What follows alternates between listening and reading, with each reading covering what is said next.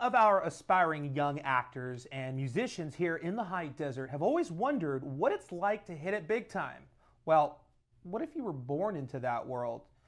You know, the Hollywood vibe. You know, the cameras, the lights, the glitz and glamour.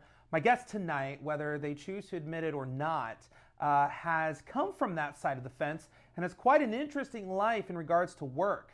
Yes, he's crazy, but he's also a ball of fun. Please excuse the puns and the play on words. You see, my guest tonight has been a professional sports announcer for the past 10 years, everything from motorcycle racing to professional baseball, and not to mention a side gig as a CBS sports radio personality, and yes, a current local from the 760.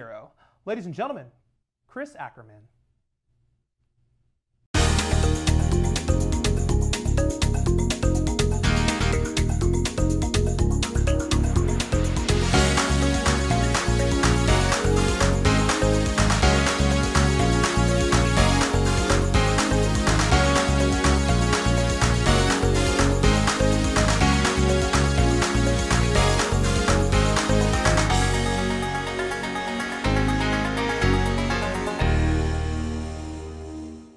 Hey, welcome to another edition of Desert Empire Vibe. I told you, the guy's crazy. He's already twitching up here and stuff.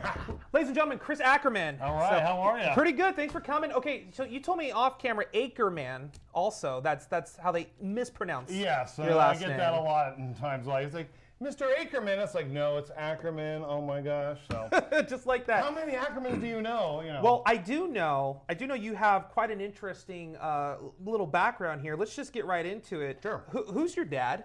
My father was Harry Ackerman. Who's that? He was a producer. He started his career in radio, as a producer on radio for CBS. And he eventually merged into television, where he was the vice president of programming at CBS. And one of the shows that he brought to television was a little show that people might know called I Love Lucy.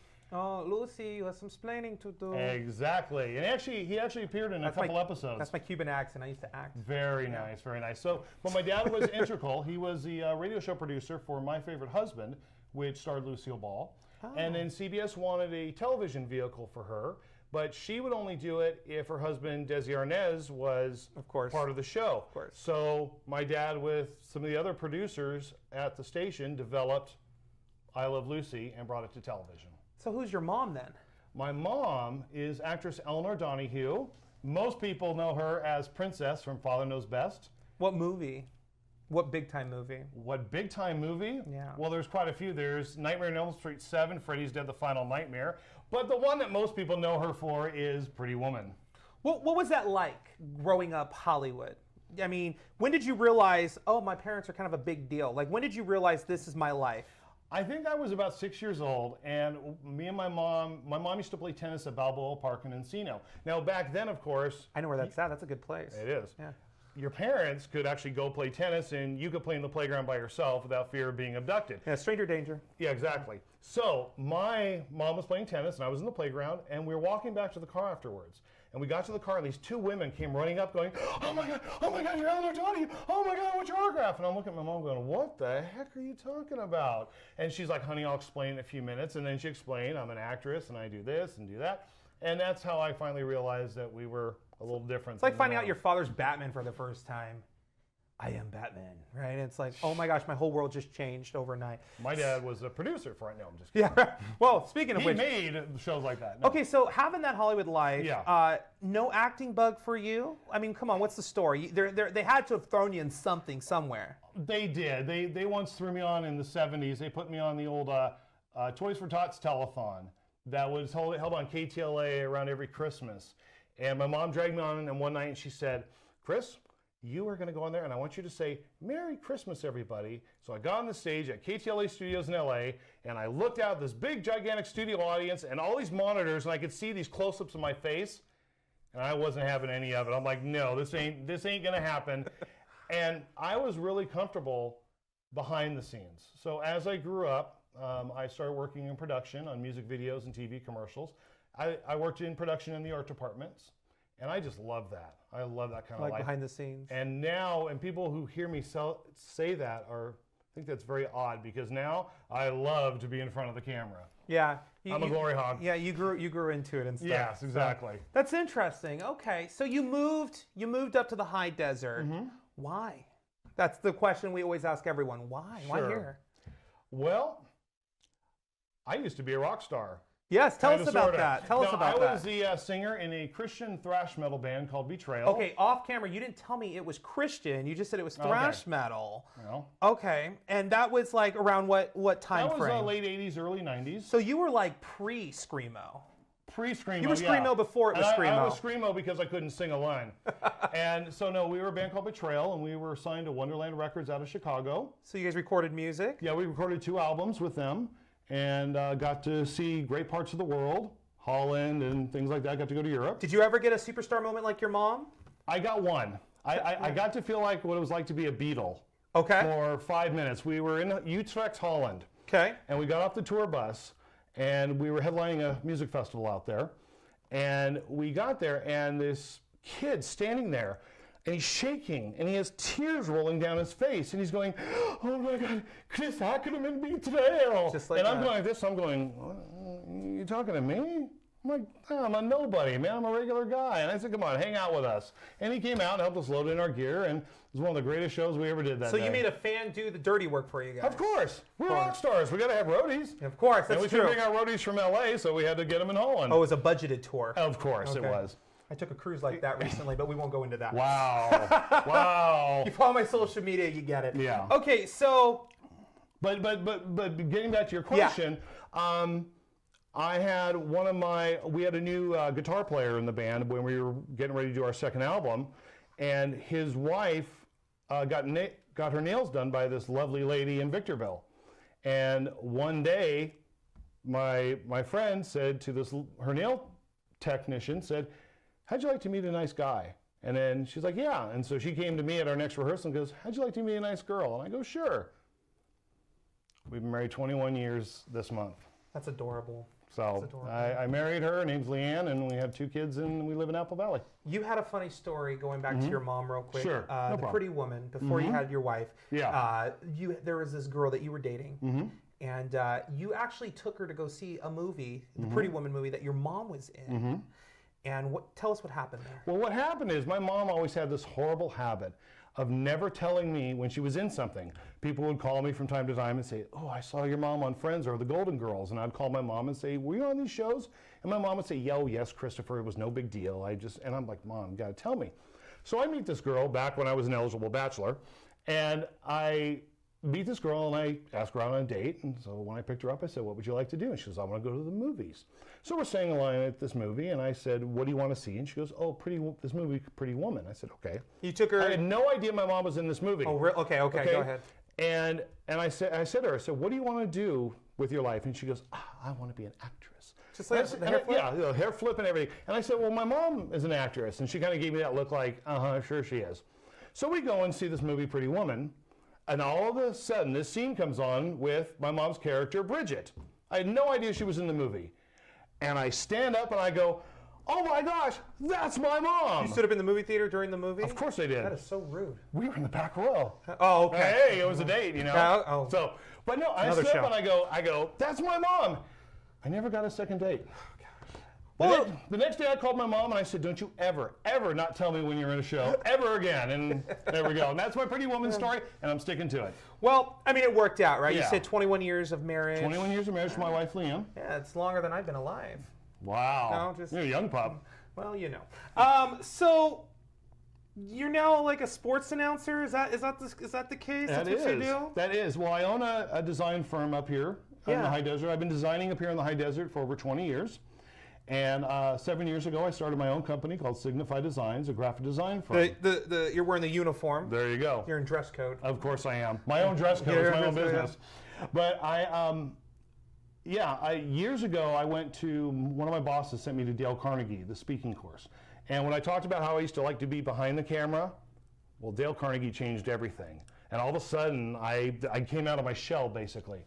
So one day, I used to work at this print shop up here in the High Desert, and one day this guy came in looking sponsorships for the local track. And the salesman was introduced to all the staff, and when he was in the back room talking to the boss, he just happened to mention what we really need is a really good announcer, because we have this English guy that nobody can understand. So he said, my boss said, well, my senior graphic artist is a professional speaker, you should go talk to him. So the guy came out and he said, have you ever seen speedway motorcycle racing before? And I'm like, nope. He goes, have you ever heard of it before? I'm like, nope. He goes, how'd you like to announce it? Sure. Just like I said, what does it pay? He goes, $50. So I go out to the track that weekend, and this English guy says, well, I don't know why I should have to pay you. I've never heard you talk before. And I said to him, okay, I'll do tonight for free, and if you like what you hear, we'll continue to work together. If not, we'll go our separate ways. I got 3 heats in that night, and he turned to me and he said, you are so crazy, I am never letting you go. And he and I have been business partners to this day, and now we put on motorcycle, flat track, and speedway motorcycle racing at tracks all throughout California. So it's like a professional, deal here that you're on. No, we have a great partnership putting on AMA National Speedway rounds. We do a winter series at Paris Raceway. We run shows at Ventura Raceway and Santa Maria in Central California. And this year, we haven't been there in about 6 years, but we're going back to the Ridgecrest Fairgrounds on May 20th. Very cool. And one of the reasons that you're here today, we'll get to this more in the second half of the show. You're making a guest appearance at something in Apple Valley, Brewfest. Yeah. We'll talk about that. You're also here because there's a new baseball team in town. There is. And I heard that, well, you got the gig being the sports announcer. Well, what happened was I was the last 2 seasons, I was the announcer for the Mavericks. Thank you very much. The old High Desert Mavericks. Yes, I know. I know I was going to mess it up at some point. I didn't think it was going to be so soon. No, the High Desert Mavericks. I was the voice of the Mavericks for the last 2 seasons. I'm also on CBS Sports Radio, Crack Sports 9:10 a.m. as the host of Friday Night Lights. Of course, we had the excitement of the Mavericks winning the championship series in 2016 and the next day being dissolved. So we'll talk more about the new stuff coming up, but because of that, it led me to this new venture that we're doing here in the High Desert. Very good. We're going to take a quick commercial break, but before we do, I noticed that with sports announcers like Chick Hearn, slam dunk, right? With Vin Scully, welcome to Dodger Baseball. Sorry, Vin. I know it was really bad. Do you have a tagline that you do as an announcer? Of course I do. Can we hear it real quick before we go to break? Sure. I'm going to just rest my voice. Here we go. Good stretch. It's going to be crazy. Oh, my gosh. And then after that, I can't talk and say a word. No, there I am. I'm good again. So, do you do like the finger point thing when you're in the booth? No one can see you when you do this. Actually, I hate being in a sound booth. I love being in front of the crowd. So, yes, I am very hands flailing and bodies moving and everything. Hey, we're going to take a quick commercial break. We come back. We're going to talk about the High Desert Yardbirds with Chris Ackerman. Don't go away. We'll be right back.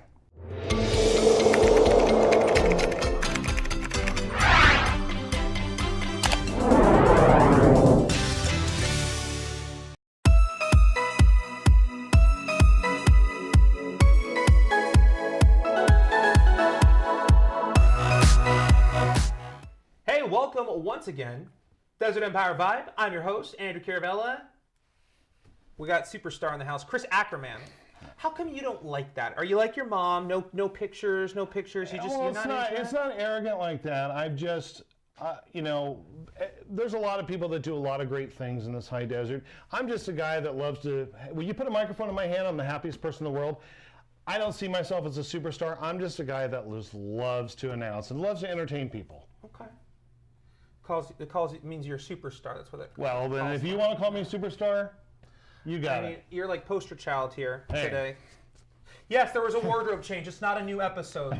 This is part 2 of Chris Ackerman, but it's still the same episode. Yes. So this is the High Desert Yardbirds official uniform, or this is an official jersey. Is this like a home jersey, or this is a home jersey? They're going to be wearing orange because they are the Yardbirds.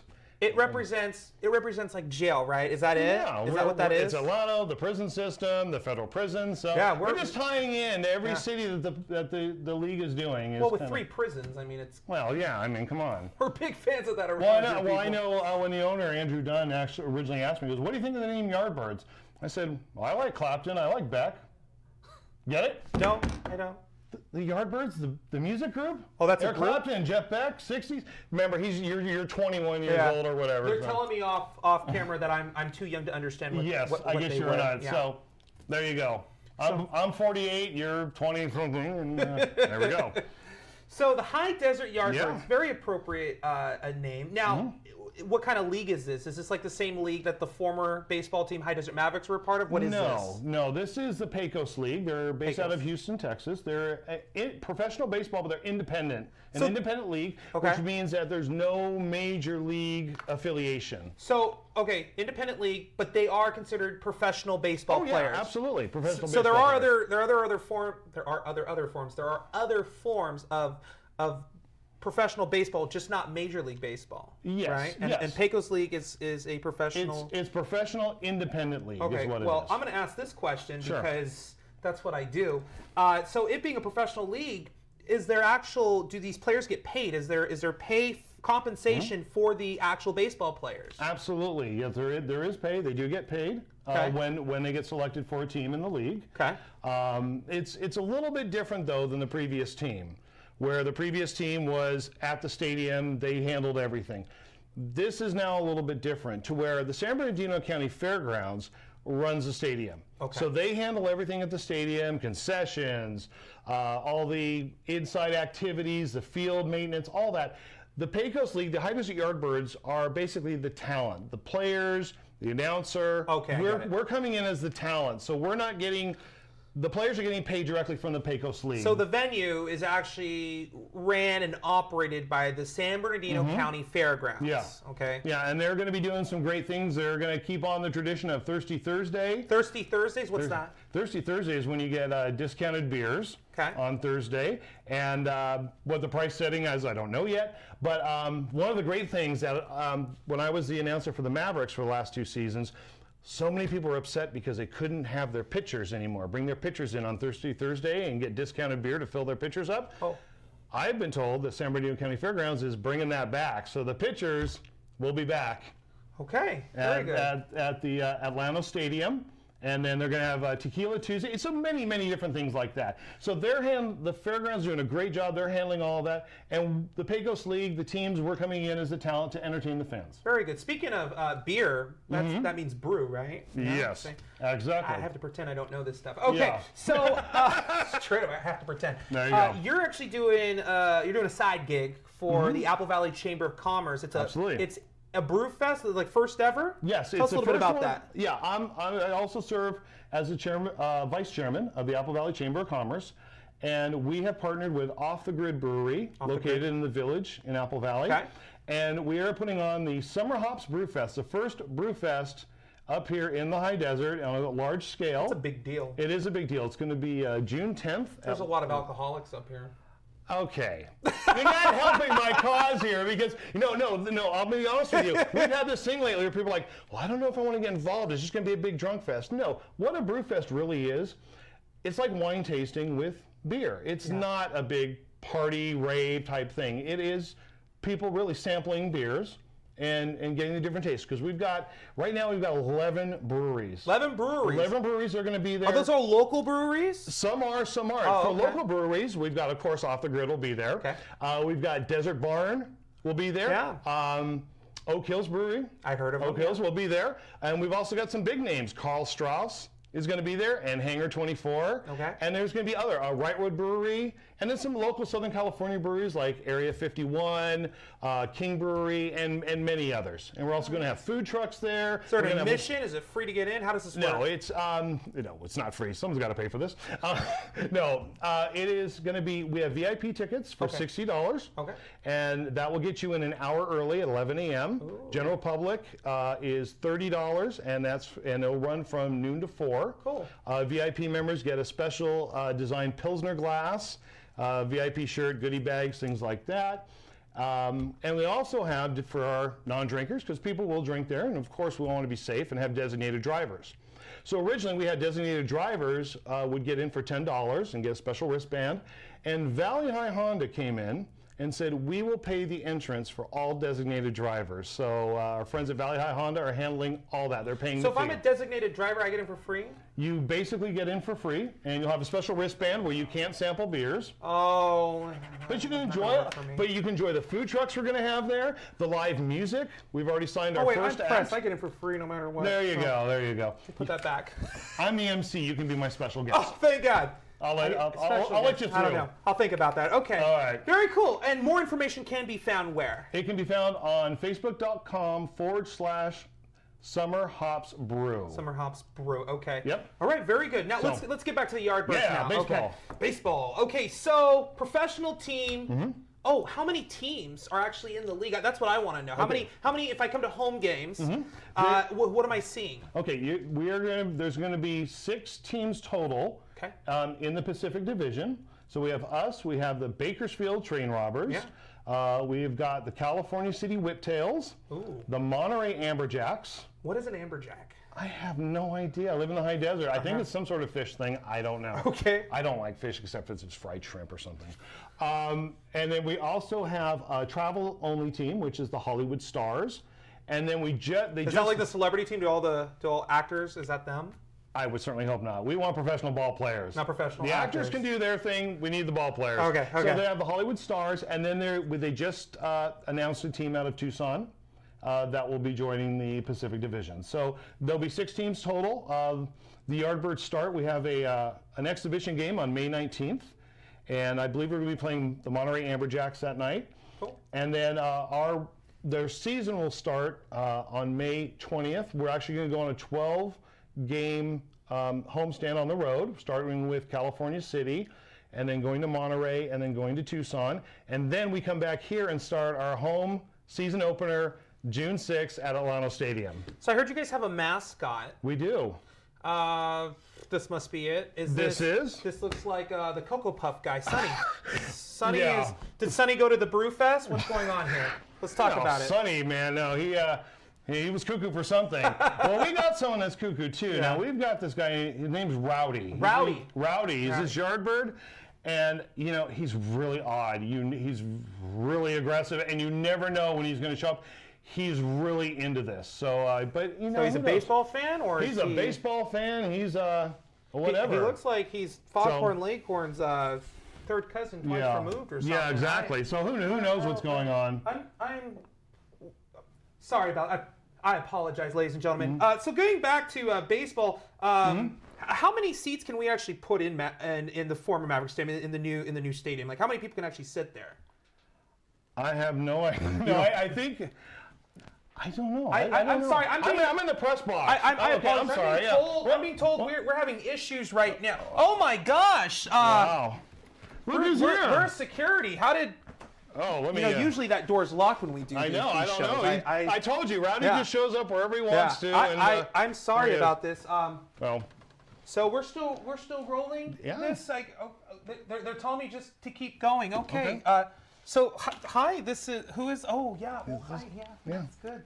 Yeah. This is Rowdy. This is Rowdy. So hopefully, were you in the green room listening to everything and stuff? Is that what happened? Yeah. So you heard the insults. Yeah. I apologize. That's not my fault. So Rowdy, that's beautiful fur that you have there. Feathers. I'm sorry. Feathers. They're telling me it's feathers. Yes. So it is feathers that they're confirming in my earpiece. It's feathers. So are you a baseball player yourself?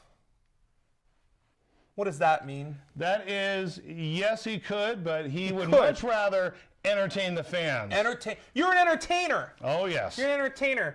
Do you have any moves? Maybe a dance move, possibly? I'm going to get out of the way for this. Oh my gosh. Yeah. Do you dab? That's a dab. That's a dance move for all you older folks out there. It's actually a dance move. So does he have a favorite position on the field if he ever tries to play? Well, what happens with him is we really don't like Rowdy out on the field, but it seems that most games he somehow gets out there. So what we're going to do with these games is we're going to find a lot of kids, and when he gets out in the field, they're going to be chasing him around. Oh, gosh, okay. If you think you're going to be getting on the field, no. We've got some great little Yardbirds that are going to be chasing after you. So, Rowdy, you know, we are a family show here, but like TMZ, I mean, I'm an entertainment reporter. I have to ask, I know recently in the news, you ran into some trouble with the law, I believe. Yeah. And since you're here, I mean, completely, you know, off the fly, I thought I'd ask you, you were being arrested. They actually put handcuffs on you, and you slipped out of them. Did they chase you, or did they just set you free? Like, how did that work? Well, what happened is that we were having our opening day kickoff, and the police saw this weird character running up Highway 395, and so they took him in. Can you not fly? He's a rooster. So roosters can't fly, guys? That's not. But he's a bird. So I've been told that. Okay. Yes, we So went you to school. don't. Okay. That's Old MacDonald. You know that. Farm. You're a farm animal. You're from the farm. Okay. Yeah. So they found him walking around Highway 395. They brought him over to us at Atlanta Stadium, and once the officers brought him out of the vehicle, he escaped and he ran in and became the mascot for the High Desert Yardbirds. Very good. Hey, Chris, thank you so much for joining us today. Thank you so much, Rowdy, for being here. We'll look forward to seeing you over there at High Desert Yardbirds Stadium in Adelanto. I'm Andrew Caravella for Desert Empire Vibe, ladies and gentlemen. We'll see you next time. Have a good night. Later. Yardbirds.